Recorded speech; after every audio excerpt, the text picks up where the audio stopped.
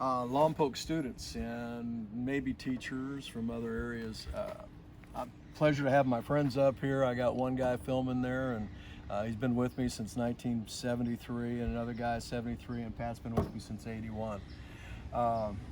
David Reasoner, rugby player, but right now the star right here I want to ask for you students is that this is Pat Ruel, who coached for the Seattle Seahawks, just got done with him.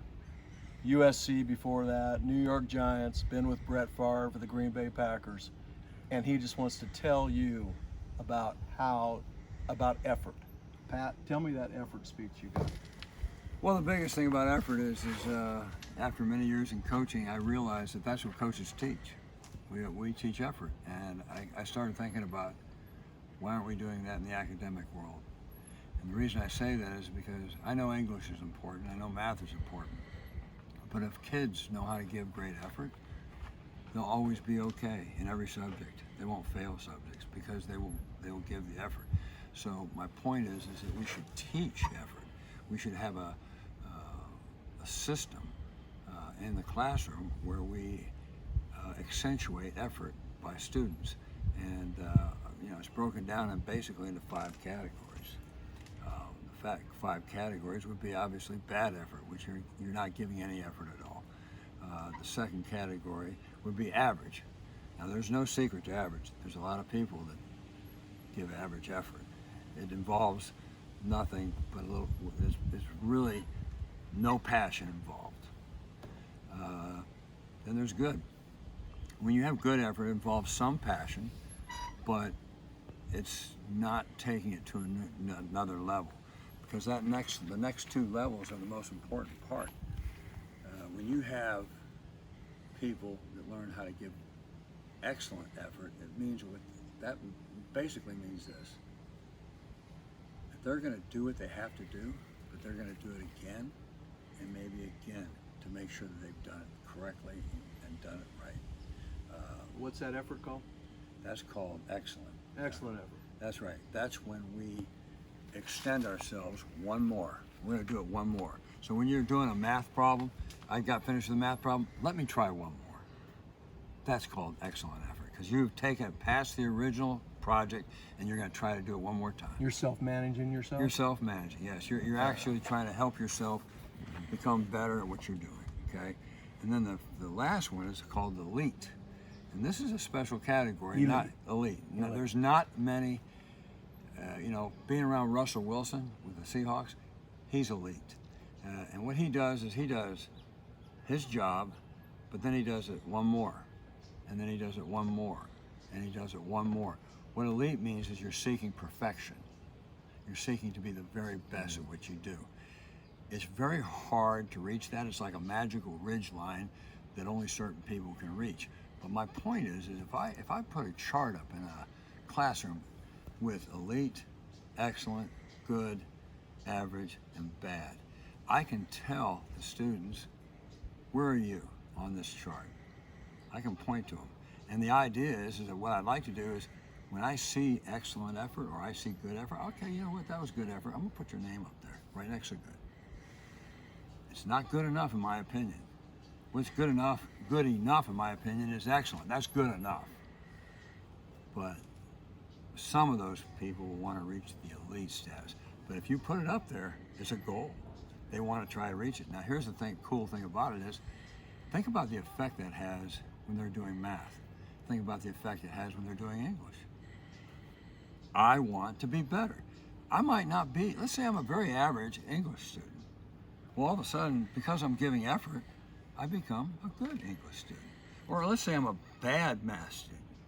But because I'm giving effort, I become average.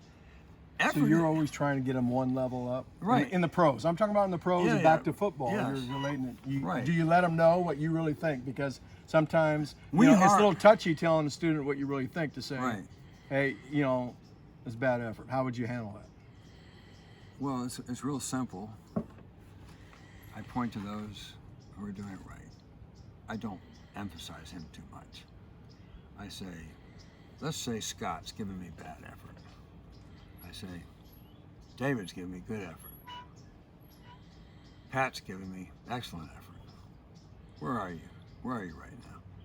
I think you're capable of being that or that. That's great. You know, That's great. So, and I don't want to downplay, or I don't want to be undignified about how I handle the student who's not giving good effort. What I want to do is say, hey, I think you're as good as that one right there. I think you're as good as him.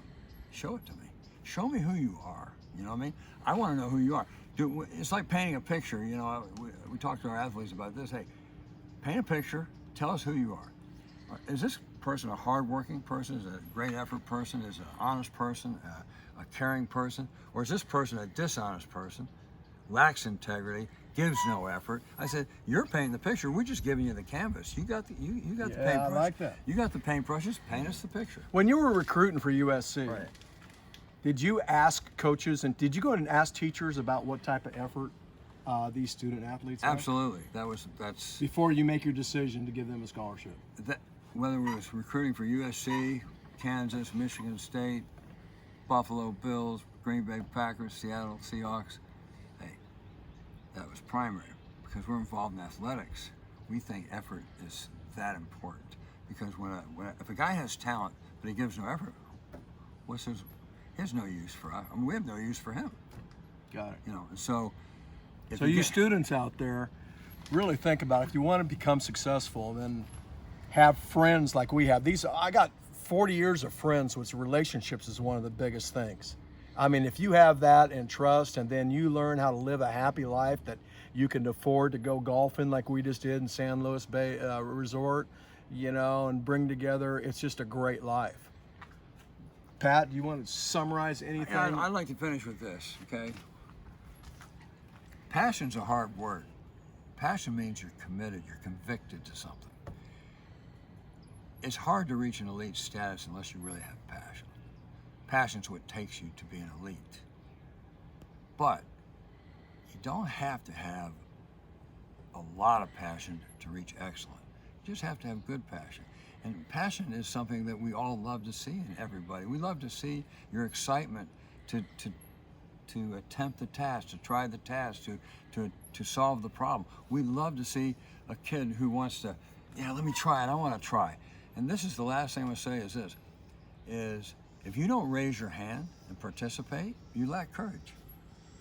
Raise your hand and participate. It's okay to be wrong, but raise your hand.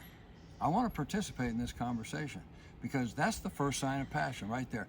I want to be involved.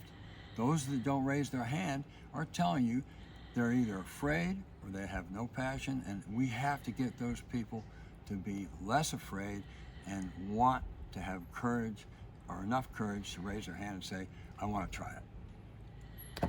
That's a great job. You just hit on something that will be the next feature in this real-time